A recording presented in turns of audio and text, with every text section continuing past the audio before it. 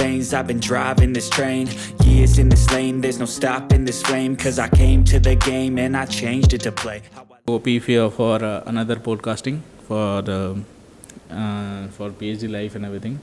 Yeah. So I'll go back to time, when you were in India and you were looking for a PhD program abroad and you started for lab hunting and other things. So I would like to ask some general questions like how you applied for the university, how you selected the supervisor, and what are the requirements, in terms of English exams and the CV and then the resume and the recommendation letters and your SOP. So what are the requirements of a PhD program in United States in general? Because it's pretty much uniform, right? Yeah. That's a good question, Jyotish. Many people were asking about me also. So there are two ways you can apply. One is in January semester and another in August semester.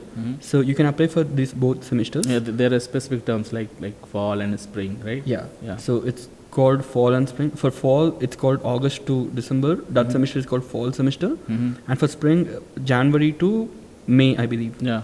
That's called spring semester. And yeah, so this is how the semesters are based. So first you have to choose which semester you're trying to apply. And based on that, you have to prepare 5 to 6 months in advance. So based on that, once you decide the university, you can go to the portal of it and you can see the deadlines, when the deadline is to apply for the application. Once you give the application, then you have to upload some of the documents which are required. One is your transcript, which you get from the university. And if you're in the final year, you get an unofficial transcript which you can ask to your university, and they will be giving it to you before completion of your degree. Yeah. Because you must be in the last semester and you still have not appeared for those exams. So you can submit for 2 semesters or 3 semesters and still you are eligible to apply for a PhD. Yeah, it's called unofficial transcript. Yeah. So you can apply that based on that, and after coming here, you have to give your original transcript after coming here. So that's not to be worried much about the transcript issue. And the next thing which you require is you need 3 letters of recommendations from your supervisor, the PI of your final year research you do, and 2 other courses. So it should be such a way that your letter of recommendation should be in a high standard, and the profile of that person who is giving to you. Do you believe that if you get a recommendation letter from a very good scientist, there are higher chances to get your application accepted to the university? True, because the university believes the PI, since he is giving a recommendation and since he is a high profile PI, based on that, even the person who is he's being recommended, he or she, they will think that he is a good caliber student. So based on that, they will give you, there are more chances that your application will get accepted by the graduate admission committee. True. Yeah. Tell me more about how you prepare your resume and how you made a very good SOP, statement of purpose. That is one of the requirement of a PhD application. Okay. So there are some templates in which you can find in Google for statement of purpose, and now we have even ChatGPT, so you can look into it. You can't believe it in it. To be very honest. You can take some sentences, but you have to be honest. And the statement of purpose is something that your research, that reflects your research interest or the lab you want to join. So you have to be very specific about it. You have to prepare your own SOP in such a manner that it look interesting to the supervisor or the admission committee. True. So one suggestion is, if you are really interested, and you have to show you have to write in a way such that they will feel that yes, he is interested for PhD and he will be a good candidate. He will be a perfect addition to my research group because he has some interest in something that I am doing, right? Yeah. So and they will also see your research field or experiences which you have before. Yeah. So you mean your research background? Yes. Okay. So it's better if you have a research background from starting from the winter semester or summer semester, internships if you do. Or you can even do based on the theory works. So some people, they do theory work, and based on that they come to the experimental or the theoretical applications in the future PhD career. So you have to clear your statement of purpose very well. So try to make a very good SOP, and as well as the CV. So for the CV, I suggest using a LaTeX format, or you can also use Europass, which is very good for the CV preparation. in the Europass, it tells all the details which you have to be filling, like from where you have done your high school, as well as the college, bachelor's and master's. Your grades or CGPA. Grades, CGPAs, hobbies, and any professional activities which you have done, or any activities. Yeah, like summer internship kind of thing. Yes. So how much do you think these things are helpful, the extracurricular activities, or some of small projects you have done like summer internship? Are they helpful for your PhD program when you apply, for your applications, do you believe? Yes, I do believe, because the committee, the graduate advising committee, as you told, they believe that he already has a research experience, which is a very plus addition, because he doesn't need to learn from scratch. He knows already a little of research work, due to which it will be very helpful for them to select this candidate compared to a non-research and background. And it also shows person. that the candidate is actually interested in research and not bribing things, True. Yeah, so these things, do you believe that they are very good addition to your profile if you apply for a PhD program? Yeah. Tell me something more about about how you choose your lab, like how you choose, how you should be specific in choosing lab. So many of the students, they apply for several PhD program, like they write many SOPs, they email professors in bulk, like the same email. So do you believe if you write specific emails to supervisor that you are actually interested in, there are higher chances of getting accepted than doing random emails to everywhere? Because a lot of people do, they email many professors and they don't even get replies, because if you write a generalized email to professors, they won't even care, because they think they get emails in very bulk, and we know how we check our emails frequently. True. So if you find emails in bulk and if they write something that blah blah blah, I need to, so generalized things doesn't work for a professor. When you apply to a email, when you apply for the PhD program for a professor, so make sure you're specific to that professor. I suggest each email should be different compared to other emails with different professors. And if you're applying to that professor, try to look into his background, the papers which he have published, and the group which he is in. So if his group and everything is good, try to see what they are working currently, not even the one they have worked. So based on their current work, you can write in the SOP and in CVs, and even in the mail, the subject, or in the body of the mail, you can suggest some of the things why you are interested in his current research. So that makes the professor to be more excited, and he or she will genuinely think that you are interested in his group, and you will be a good addition after if they select you in their group. Yes. So it's better to focus more on writing specific SOP and work more on how you email the professors, how you approach them to get into contact, or to get to know more about their group. Yeah. And I have a very specific questions about the interview with your professor. Once you get selected in the program and you have interview with the admission committee, or to be specific to your specific supervisor, means how was your interview experience with your supervisor as you have gone through it? Yeah. So I have chosen my supervisor before coming here from in India. So we had a Zoom meeting, and he asked me give me a research presentation about your profile and all. So I gave him my research presentation from my second year to final year. So, and he liked my research way, and then we were discussing what ideas he was having for my research proposal in PhD, so that what he is expecting from me. Means you have to propose something before you join the lab, because you are interested really in their work. It depends on person to person. With my supervisor, he asked me what is the proposal thing and all, and we were discussing for some time, and then I liked his way of thinking and the way he thinks about the research. I liked that way, and I thought, okay, if I need to do a PhD, I will be better if I will do with him. And yes, I feel this semester has been worthwhile. And so you are happy with your supervisor, that you are happy with you joined the correct group, because a lot of people join the group and they don't feel comfortable, they change labs and they change university even also, Yes. If they feel, they are not happy with their group, or if they are not happy with their research doing in the lab, they change the group. Means it's very time consuming, but you have to select your supervisor that you won't get bored, and you feel like you can do such such research Yeah. work. And one more thing about it, because do they check your caliber, like how you can work, like how much you can be dedicated to a PhD program, like in the interview? In the interview, I don't know if he checked my caliber or not, but I don't know what exact points he was looking in me. Mhm. But the way I presented my work till now and my grades, and of course, What are all the key points you would suggest people who who are selected for the first stage and getting interviewed? Okay, for the people who are getting interviewed, first main principle is be honest.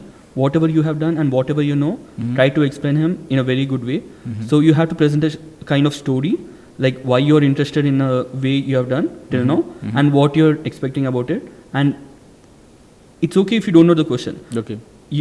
Even if you come here, then you can find the question and you can try to do the research on it. You have to accept you don't know the answer. Yeah. It's very common in research, because you True. can't know everything, you know.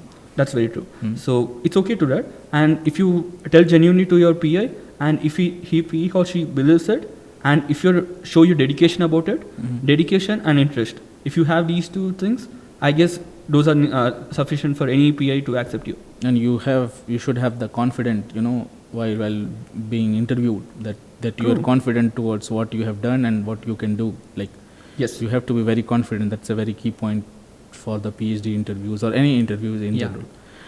Yeah. Tell me more about after getting admission. How when you got the admission email, you know, because I know I can relate to you, because when I got the email, I was working in the lab. It was 3 a.m. in the morning, and I was doing some MTT essay. And when I finished, I looked at my phone and I received an email, and it was like 3 a.m. in the morning. I can't call anyone that I got accepted, and I felt like, oh my God, I'm above anything.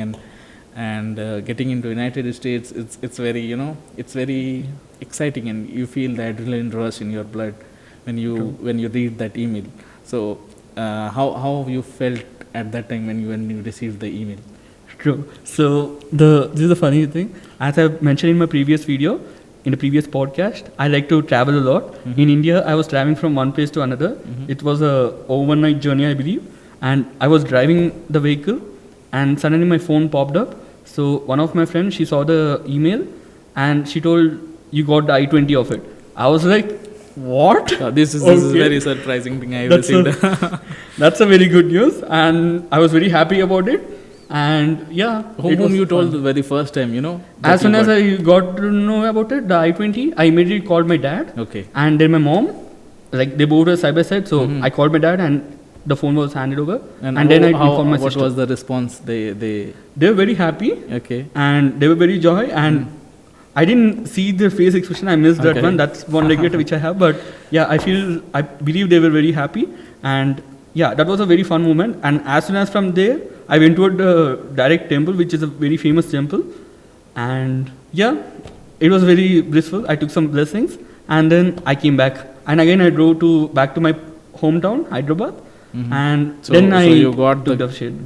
the happiest moment when you got the email. You feel like you are above anything, and you'll be going to a new city, a new country altogether, mostly the United States, and True. it's very exciting. I can relate to your thing. So I was not able to call to my parents, as you said, right? So I called one of my friend from TIFR Mumbai, and he was you know, he was more scared than excited, because it was 3 a.m. in the morning, and it was like Gaurav, I received an email from my university that I got accepted in their program, and they're offering me a good salary and everything. And he was like, he got happy. He got up from the bed, and we started talking for almost 2.5 hours. And then that's the only he was the only person I shared the news.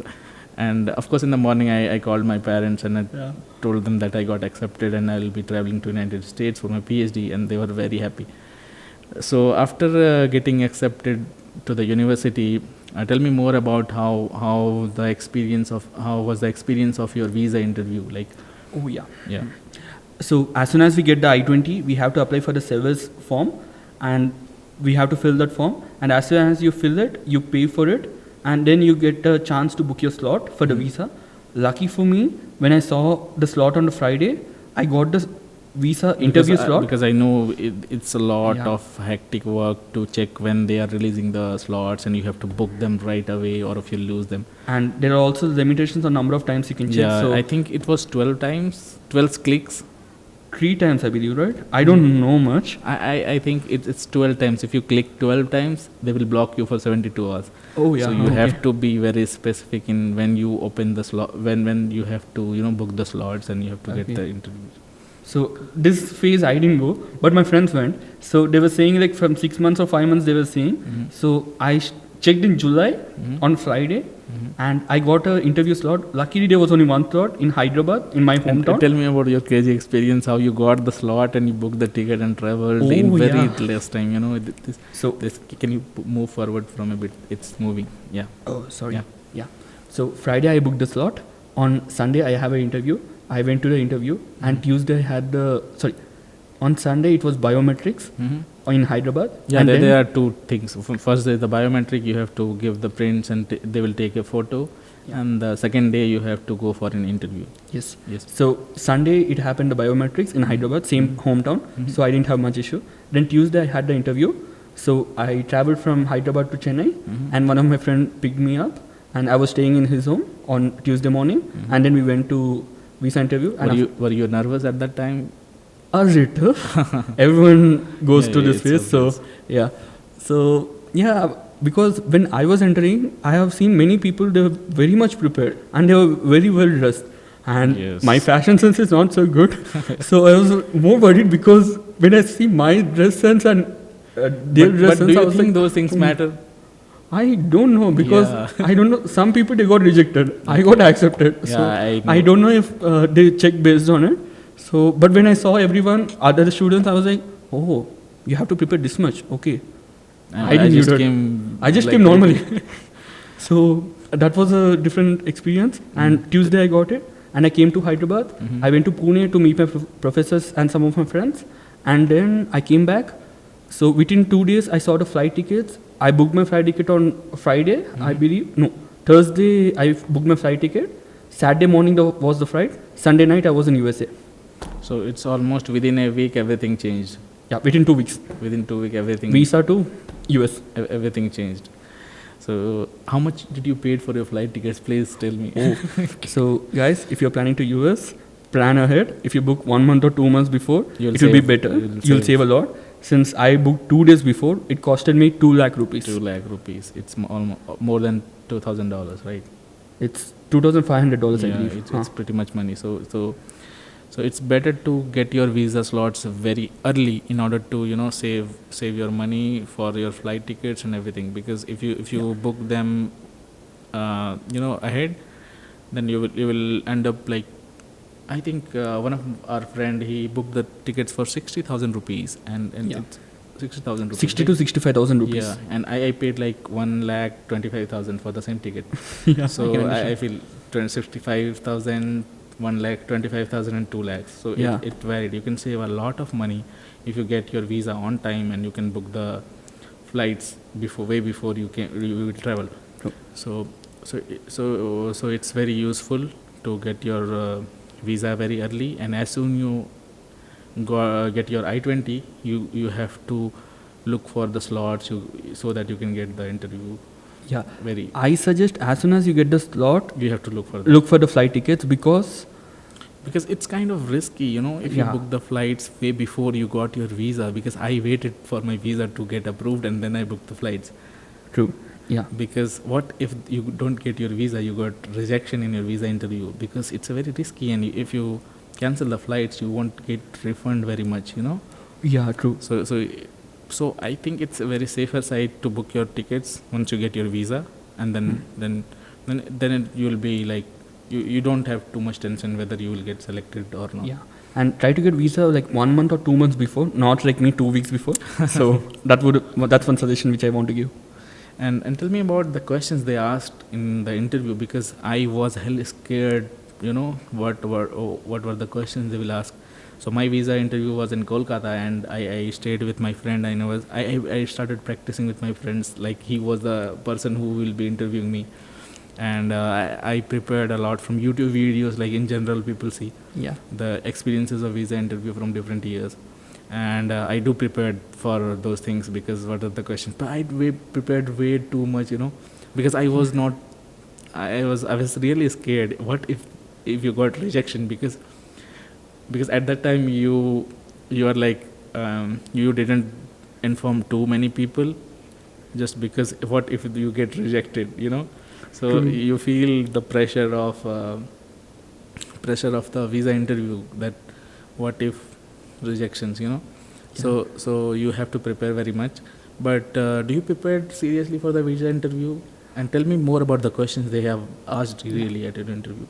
I have seen 1 or 2 videos like you have told, because some of my friends were saying look into the videos and all. Since my friends know that I was planning for this US thing, Yes. and so I looked for videos. The questions were very simple, so I thought it's not much complicated. So I just went to visa attempt, and there the lady, she was asking few questions. The first, she was asking my name and all, and the place where you're going. So the place, when I said, she was like, good, okay, University of Texas, that's good. And then she was asking for which graduate program you have applied for a master's. And I was like, ma'am, I have applied for doctor program, PhD, and not for master's. Then she saw for the I-20. I would do the second master's. I already finished. So she saw the I-20, and then she was like, oh, sorry. Then, okay. And then she said, why PhD? And I told I am interested in chemistry and research, and I explained my research, a tiny, like 1-2 sentences of my research in the entire thing which I've done in my 5 years, and she was impressed about it. And she asked some questions about the research internship which I have experienced in Switzerland, and then she was very happy and interested. And then she approved my visa, and she took my passport, and she told, you can leave. I was like, ma'am, my passport. Then she was like, don't worry, don't be scared. Your visa will be given to your passport will be given to you. It will be stamped and it will be sent to your home. Then I was like, oh, okay, thank you, ma'am. And then I left. So this is how my visa happened. A little funnier, but usually it's a serious visa interview. Yeah, that's pretty much good. Can you tell more about the options you have apart from the IELTS and other exams? Like, what if you don't get good results in your IELTS or TOEFL scores? Okay, so for the English proficiency exam, usually people, they take IELTS, IELTS or TOEFL. Some people, they even take GRE. Some university accepts it, but not all the universities. So it depends on university to university. So the University of Texas at El Paso, they also approve Duolingo English test, which is a lot of people don't know about it. They spend a lot of money. Many people don't know about it because the price is 5 to 6 times lower compared to the IELTS or TOEFL. It's around 3,000 or 4,000 rupees, I believe. And one advantage is you get very fast results. Within 2 days, you get the results. And you don't have to go anywhere. It's online test. Yeah. So I have taken the DET, Duolingo English examination test, and I have passed it on the first attempt. And based on that score, I applied to I have uploaded my certificate, and they have approved me. I have not written IELTS or TOEFL because the university said Duolingo is fine. And yeah, this is pretty much, we explained everything about how the application process works, about the visa interview and other things. So thank you again, Gopi, for giving your time and explaining things to the people. And I think it will be helpful to too many people who are watching this video. Yeah. So thank you much for joining the podcast, and thank you for your time. Wish you good luck for your future research work. Yeah. Thank you, Jyotish, for bringing me into the podcast. Yeah.